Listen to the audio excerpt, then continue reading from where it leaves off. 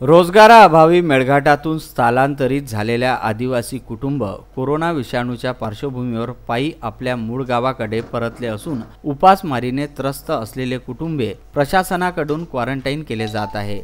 पण या क्वारंटाईन सेंटरमध्ये कोणत्याही सुविधा नसल्यामुळे आदिवासी कुटुंबांना गावकरी व त्यांचे स्वतःचे नातेवाईक जेवणाची व्यवस्था करण्यात येत असल्यामुळे पोटाची खळगी भरली जात आहे। उपासमारीच्या संकटामुळे आपल्या गावापासून दुरावलेले होते, पण कोरोना विषाणूच्या संसर्गाच्या भीतीमुळे परतलेल्या कुटुंबावर पुन्हा उपासमारीचे संकट ओढवले आहे। गुजरातमधून 87 मजूर 2 दिवसापूर्वीच मध्य प्रदेश आणि धारणी तालुक्याच्या सीमेवर वसलेल्या विटोरी गावात पोहोचले।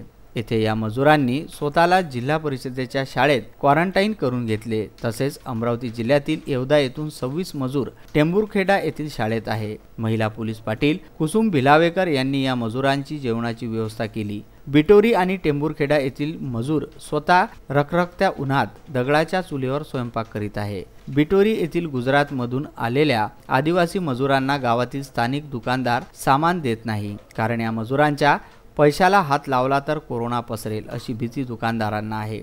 मारुती पाटणकर, विदर्भ न्यूज, चुरणी।